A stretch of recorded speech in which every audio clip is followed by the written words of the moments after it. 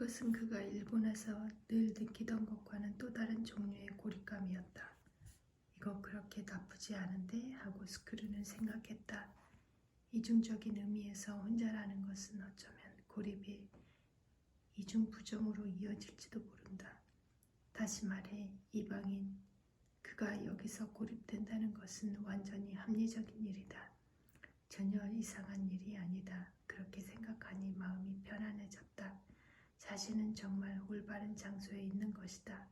그는 손을 들어 올려 웨이터를 불러서 레드와인을 한 잔 시켰다. 와인글라스가 오고 잠시 후 다 낡은 조끼를 입고 파나마 모자를 쓴 늙은 아코디언 연주자가 귀를 쫓고 세운 개를 데리고 다가왔다. 익숙한 손길로 마치 말을 묶듯이 개의 목줄을 가로등에 묶고 거기 기대듯 서서 북유럽의 민요풍 음악을 연주하기 시작했다. 연륜이 쌓인 노련한 연주였다. 거기에 맞춰 노래 부르는 사람도 있었다. 리퀘스트를 받고 엘비스 프레슬리의 Don't Be Cruel도 핀란드어로 노래했다. 삐쩍 바른 검둥이는 앉아서 주위로 눈길 한 번 돌리지 않고 뭔가를 회고하는 듯 허공에 한 점을 지그시 바라보았다. 귀도 한 번 까딱하지 않고 우리네 인생에는 어떤 언어로도 제대로 설명하기 어려운 게 있는 법이죠. 올가는 그렇게 말했다. 과연 맞는 말이라고 스크류는 와인을 마시며 생각했다.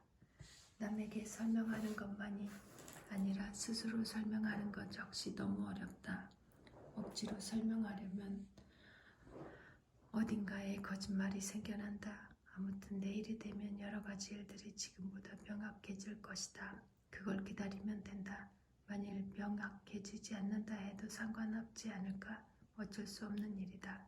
색채 없는 다자기 스크류는 색채 없이 그대로 살아가면 되는 것이다.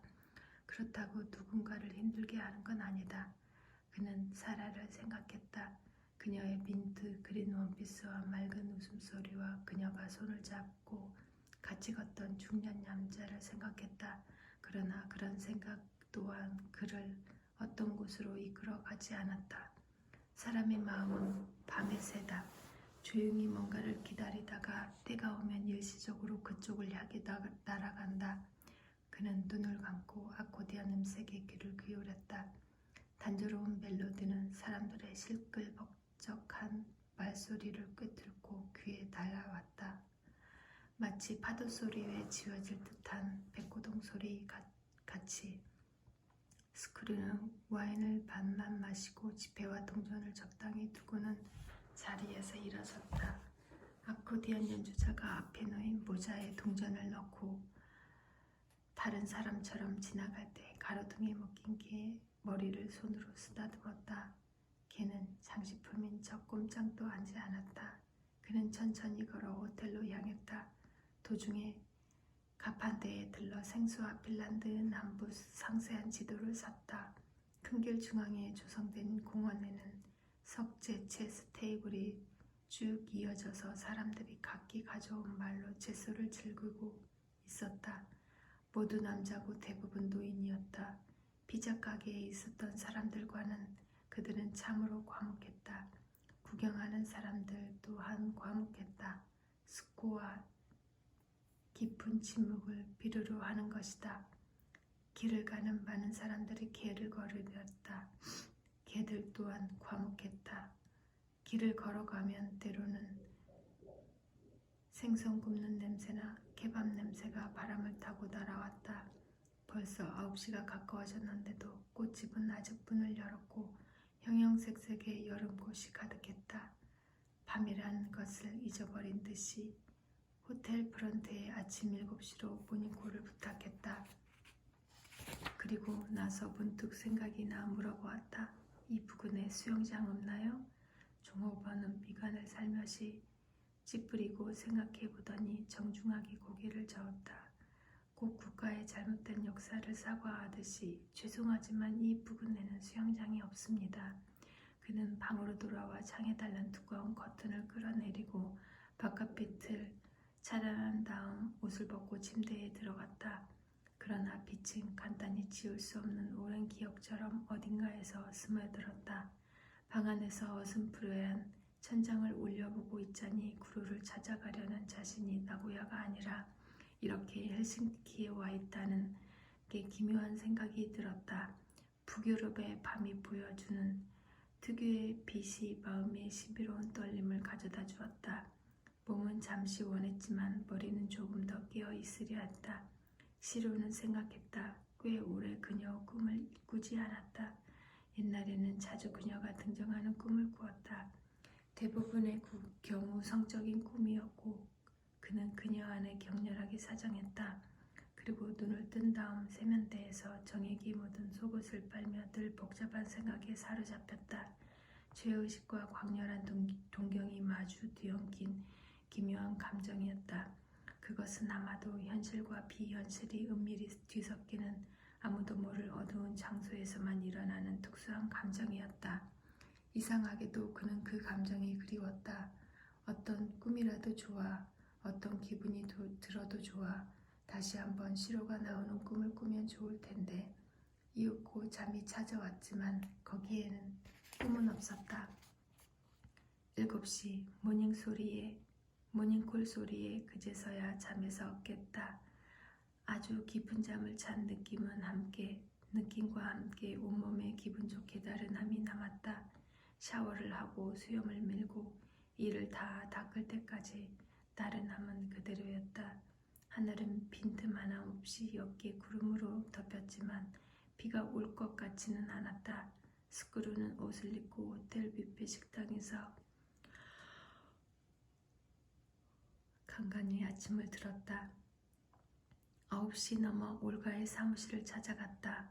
언덕길 중간에 자리 잡은 아담한 사무실에서 그녀와 물고기 같은 눈을 한 키 큰 남자 하나가 있을 뿐이었다. 남자는 전화로 뭔가를 설명하는 중이었다. 벽에는 핀란드 각지에 총천연색 포스터가 붙어 있었다. 올가는 프린트로 뽑은 지도 몇 장을 스크루에게 건넸다. 헤멜린나 거리에서 호수를 따라 잠시 나아가면 작은 마을이 나오고 거기에 하타에는 가족의 여름 별장이 있었고 그 장소를 X자로 표시했다. 호수는 마치 운하처럼 꾸불꾸불 가늘고 길게 끝도 없이 뻗었다.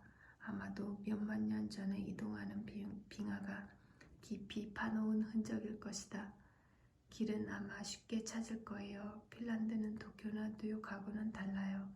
교통량도 많지 않아서 도로 표시만 따라가면 그리고 엘크하고 부딪히지 않으면 무사히 갈 수 있을 거예요. 스크류는 고맙다고 인사했다. 차를 예약해 두었어요. 아직 2,000킬로밖에 달리지 않는 폭스바겐 골프예요.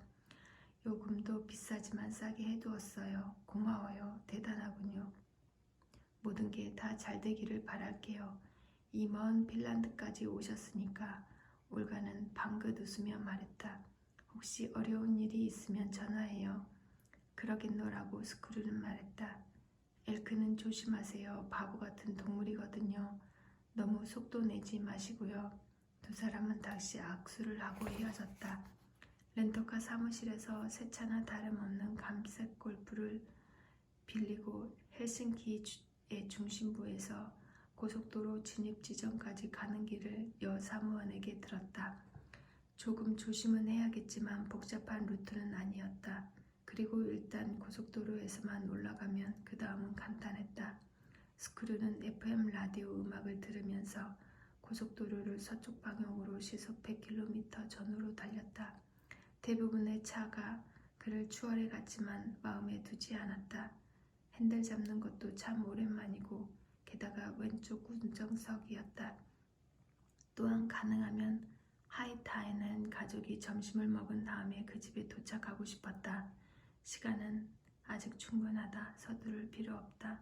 클래식 음악 전문 채널은 경쾌하고 현란한 트럼펫 협주곡을 흘려보내고 있었다. 도로 양쪽은 거의 숲이었다. 국도 전체가 싱싱하고 풍성한 녹음으로 덮인 듯한 인상이었다. 대부분 자작나무고 소나무나 가문비 나무나 단풍나무가 섞였다. 소나무는 수직으로 뻗은 적송이고 자작나무 가지들은 아래로 쭉 늘어졌다. 나무 모두가 일본에서 보는 것하고는 종류가 달랐다. 사이사이로 가끔 활엽수도 보였다.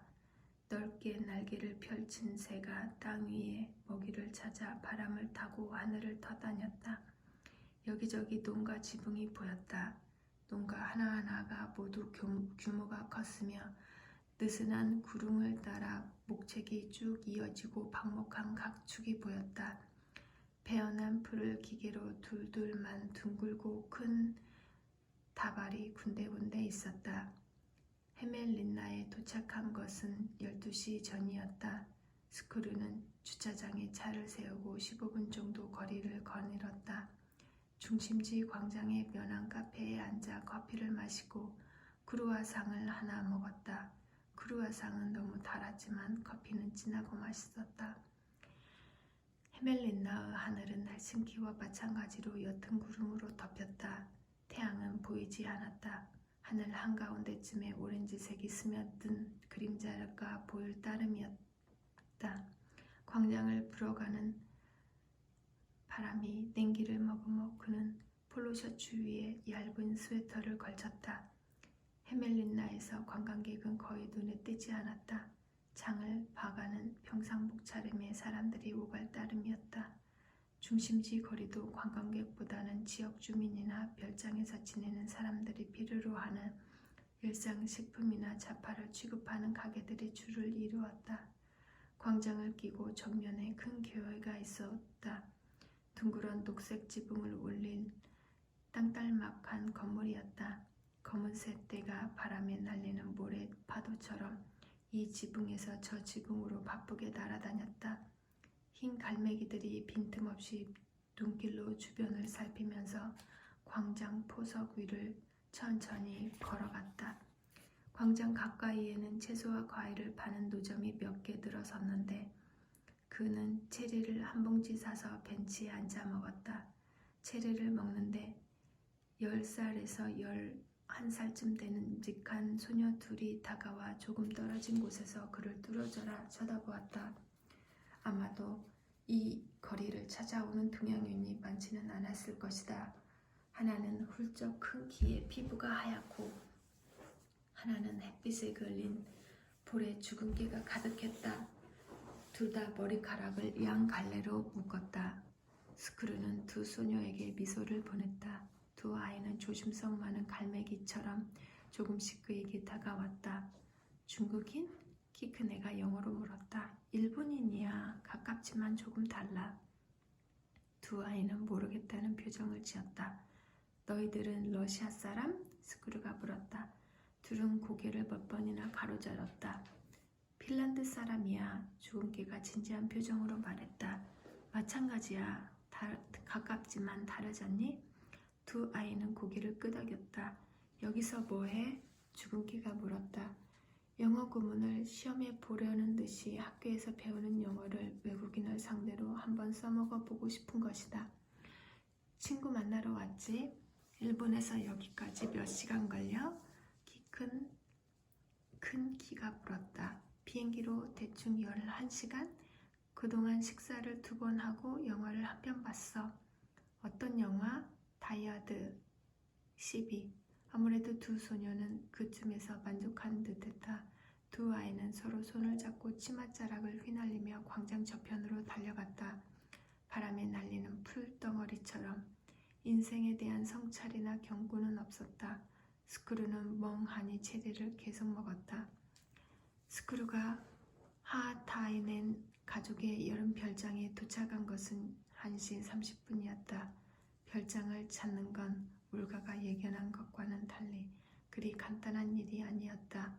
거기에는 길이라 할 만한 것이 없었기 때문이다. 친절한 노인 한 명이 없었더라면 어쩌면 영원히 그 집을 찾지 못했을 것지도 몰랐다. 도로 옆에 차를 세우고 구글맵을 한 손에 든 채 어쩔 줄 몰라 하는 그를 보고 자전거를 탄 몸집 작은 노인이 다가왔다. 낡은 헌팅캡을 쓰고 고무장화를 신고 있었다. 귀에 하얀 털이 덥수룩하고 눈은 빨갛게 충혈되었다. 마치 뭔가에 대해 엄청 화가 난 듯이 스크류는 지도를 노인에게 보여주면서 하타이넨스의 여름 별장을 찾는다고 말했다. 이 부근이야, 안내해줄게. 노인은 처음에는 독일어로 그 다음에는 영어로 그렇게 말했다. 무거워 보이는 검은색 자전거를 가까운 나무에 기대놓고는 대답은 듣지도 않고 골프의 조수석에 쓱 올라탔다. 그리고 오래된 나무 그루터기처럼 거친 손가락을 앞으로 내밀어 가야 할 길을 가리켰다. 호숫가에 숲을 관통하는 비포장 도로가 있었다. 도로도 아니고 그냥 헤쳐나가다 보니 자동차 바퀴 자국이 남은 길 아닌 길이었다. 두 줄기 바퀴 자국 사이에는 녹색 불이 무성했다. 그 길을 나아가자 이윽고 길은 두 갈래로 갈라졌다. 분기점에는 페인트로 이름을 쓴 팻말 몇 개가 나뭇가지의 못으로 고정되어 있었고 오른쪽 팻말 하나에 하타이넨이란 이름이 있었다. 오른쪽 길로 잠시 나아가자 탁 트인 장소가 있었다. 자작나무 가지 사이로 호수가 보였다. 작은 방파제 같은 게 있고 겨자색 플라스틱 보트가 한 대 묶여 있었다. 낚시용 작은 보트였다. 나무들에 둘러싸인 아담한 목조 오두막이 있고 지붕에는 사각형 벽돌 굴뚝이 솟아올랐다. 오두막 곁에는 헬싱키 번호판이 붙은 하얀 르노벤이 서 있었다. 저곳이 하타이넨 집이야. 노인은 묵직한 음성으로 말했다. 그리고 이제 눈보라 속으로 날아갈 사람처럼 모자를 단단히 눌러쓰고는 땅바닥에 탁 하고 가래를 뱉었다. 자갈처럼 딱딱하고 메마른 가래였다. 스크류는 고맙다는 인사를 했다. 자전거가 있는 데까지 모셔다 드리겠습니다. 이제 길을 아니까. 아니, 그럴 필요 없어. 걸어서 갈 수 있어. 노인은 화가 난 듯이 말했다. 아마 그런 뜻일 것 같았다. 그것은 스크류가 알아들을 수 없는 말이었다. 울림으로 부하 아무래도 핀란드어는 아닌 것 같았다. 노인은 손을 내밀어 악수를 청할 여유도 주지 않고 재빨리 차에서 내려 성큼성큼 걸어갔다. 뒤로 돌아보지 않고 명기의 길을 이미 사자에게 가르쳐준 사신처럼 스크류는 길가의 여름풀 속에 차를 세운 채 노인의 뒷모습을 바라보았다. 잠시 후 차에서 내려 크게 숨을 들이쉬었다. 헬싱키보다 공기가 한층 정정한 느낌이었다. 방금 만들어진 공기 같았다. 느릿한 바람이 자작나무 이파리를 흔들고 때로 탁탁 보트가 방바자에 부딪히는 가벼운 소리가 들렸다. 어딘가에서 새가 울었다. 낭낭하고 간결한 소리였다. 스크류는 손목시계를 보았다. 이제 점심시간은 끝났을까? 잠시 망설이다가 달리 할 일도 없어 곧바로 하이타이넨 가족을 방문하기로 했다. 그는 녹색 여름풀을 밟고 곧장 오두막을 향해 걸었다. 현관에서 낮잠을 자던 개가 일어나 바라보았다. 털이 긴 작은 갈색 개였다. 개가 몇 번 짖더니 목줄이 달리지 않았지만 위협적으로 짖는 것 같지는 않아 그대로 나아갔다. 개 짖는 소리를 들었으리라. 그가 입구에 도착하기 바로 전에 문이 열리더니 남자가 얼굴을 내밀었다. 볼에서 턱에 걸쳐 짙은 금빛 수염을 기른 남자였다. 40대 중반이나 될까? 키는 그리 크지 않았다. 사이즈가 너무 큰 옷걸이처럼 어깨가 옆으로 벌어졌고 목이 길었다. 머리카락도 역시 짙은 황금색으로 헝클어진 빗자루 같았다. 거기에서 귀가 옆으로 튀어나왔다. 체크무늬 반소매 셔츠에 작업용 청바지를 입었다. 그는 왼손을 문 손잡이에 올린 채 다가오는 스크류의 모습을 바라보았다. 그런 다음 걔 이름을 불러 짖지 않게 했다. 헬로! 스크류가 말했다. 곤니찌와. 남자는 일본어로 인사했다. 스크루도 일본어로 다시 인사했다. 하타이넨 씨 댁입니까? 그렇습니다. 하타이넨입니다. 남자는 유창한 일본어로 말했다. 저는 에드바르트 하타이넨이라고 합니다. 스크루는 형광기단에 이르러 손을 내밀었다. 남자도 손을 내밀어 두 사람은 악수했다. 다자키 스크루라고 합니다. 스크루라면 뭔가를 만든다는 한자를 쓰는 그 스크루입니까? 그렇습니다. 그 스크루입니다. 남자가 방긋 웃었다. 저도 뭔가를 만듭니다. 반갑습니다. 저도 뭔가를 만듭니다. 개가 다가와 남자의 다리에 다리를 비볐다. 그 다음 덤으로 스크루 다리에도 똑같이 했다. 환영의식일 것이다. 스크루는 손을 뻗어 개의 머리를 쓰다듬었다. 다자키 씨는 어떤 걸 만듭니까? 저는 철도역을 만듭니다. 오, 그거 아세요? 핀란드에서 최초로 철도가 깔린 게 헬싱키에서 헤멜린나 사이라는 걸요. 그래서 이곳 사람들은 역에 대한 자부심이 대단합니다. 얀 시벨리우스의 출생지라는 것과 더불어서 말이죠. 제대로 찾아오셨네요. 그렇습니까? 그건 몰랐습니다. 그런데 에드바르트 씨는 어떤 걸 만듭니까? 저는 도자기를 만듭니다. 여기 비하면 아주 작은 거예요. 자, 어서 안으로 들어오시죠, 다자키 씨. 방해가 되는 건 아닐까요? 전혀. 에드바르트는 그렇게 말하고 두 손을 벌렸다. 여기서는 누구든 환영입니다. 뭔가를 만드는 사람이라면 제 동료죠. 특별히 환영합니다. 오두막 안에는 아무도 없었다. 테이블 위에 커피잔이 하나 펼쳐진 핀란드어 페이퍼백 한 권이 놓여 있을 뿐이었다. 아무래도 그는 거기 앉아 혼자 책을 읽으면서 식후 커피를 즐기던 참인 것 같았다. 그는 스크루에게 의자를 권하고 자신의 맞은편에 앉았다. 책가패를 끼워 책을 덮고 옆으로 밀쳐놓았다. 커피 어떠세요? 감사합니다. 에드바르트는 커피 머신 쪽으로 가서 김이 올라오는 뜨거운 커피를 머그컵에 따라 스크루 앞에 놓았다. 설탕과 크림은요? 아니요, 이대로 좋습니다. 크림색 머그컵은 손으로 만든 것이었다. 손잡이가 삐뚤어진 생김새가 신기했다. 그러나 잡기 쉽고 손에 닿는 느낌이 친숙했다. 가족 사이에서만 통하는 따스한 농담처럼. 그 컵은 큰딸이 만든 겁니다. 에드바르트는 방긋 웃으며 말했다. 물론 구워낸 건 저고요.